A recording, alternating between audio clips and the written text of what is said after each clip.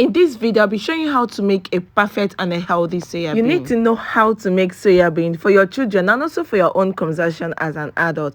With the high rising need for more food with complete protein that are dairy-free, more children are fed with soya bean. Now, let's get to the importance of this soya bean powder. Soya bean powder is very rich in protein and is very high in fiber as well. It is good in preventing constipation and it lowers cholesterol. It controls your blood and sugar level in case for all the people with diabetes, and is very good for your kids. When I mean it's very good, soya bean is very good for your kids. So now let's get into this. The next thing I had to do is to start removing all the dirty from my soya bean. You saw when I bought it from the market, right? So just imagine you're consuming all this in the name of eating healthy. This is why you have to make your soya bean yourself, because if someone is making this for a commercial purpose, the person will definitely not have that time to pick out all these stones and dirty from this soya bean. So that is why I'm making this video today, to encourage you to do it yourself, okay? And if you know you haven't subscribed to my channel, please subscribe to my channel, turn on your notification bell. Subscription is free, my darling, so that whenever I post a new video, you'll be among the first to be notified when I post a new video. So as you can see, the next thing I did was to wash my soya bean. When it comes to whatever my children will eat, I am always extra. I make sure everything goes so well, because why won't I just buy from the market if not for the method of processing and how hygienic the method is being done? So that is why I do take out my time to do this myself. So the next thing I'll be doing is to be cooking this soya bean for like 30 minutes. Guys, sorry I lost that part of cooking this soya bean, but I cooked it for 30 minutes. You can see how smoky and hot it is. Like my mom would always warn me, cook your soya bean. You better not prepare soya bean powder than you skipping that cooking process. Then I had to research the reason why she always emphasized on this. Then I got to know that there are many plant food you can perfectly eat without cooking them, or you can eat raw, but soya bean is not among these food. You need to cook your soya bean. Some of the components found in raw soya bean can cause digestive problem as well as possible heart issues. So cooking or fermenting this for some days neutralizes some of the negative side effects of raw soya bean. So it's either you cook your soya bean or you soak it to ferment for days to neutralize some of the negative side effects. So after cooking, next thing I did was to wash it as if I'm washing beans for my akara or for my moi moi. Then the next thing I did was to head over to the groundnut section, select all the stones from the groundnut, then pour it into a bowl of water.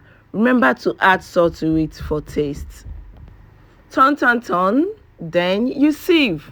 The next thing I did was to dry out my groundnuts and the soya bean.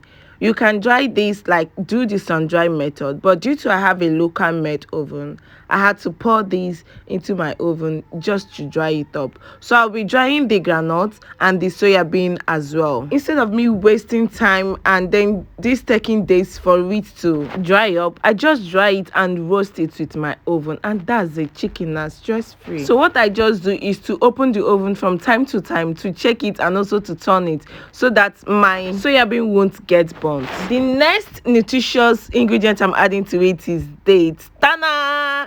So I'm adding this date to sweeten my soya bean a bit. But first of all, I have to soak this for 5 minutes so that the date will be a bit soft. A few moments later.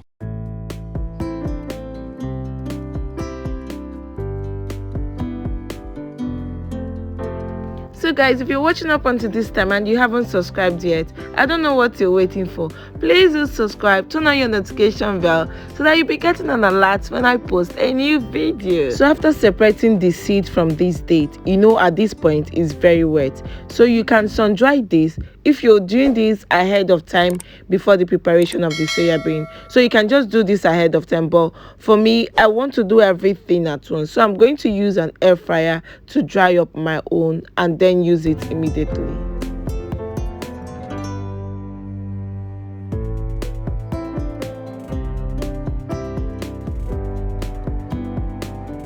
At this point, the date is very dry and crunchy. So the date is ready, the groundnut is ready, soya bean is ready. The next thing I'll be doing is to peel my groundnut and then add crayfish to it. Mix everything up. Now at this point is ready for milling. So I'll be heading to the local milling machine where these people specialize on grinding only dry ingredients. Any form of grain you want to blend, any form of grain you want to turn into powder, that is what they do for a fee.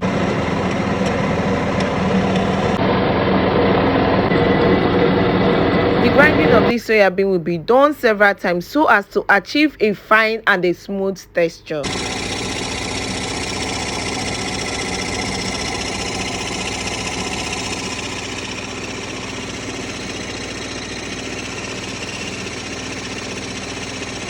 So guys, we are now back home and this is very much ready and okay for consumption. So the next thing I'll be doing is to preserving my soya bean. I'll be adding them inside this container.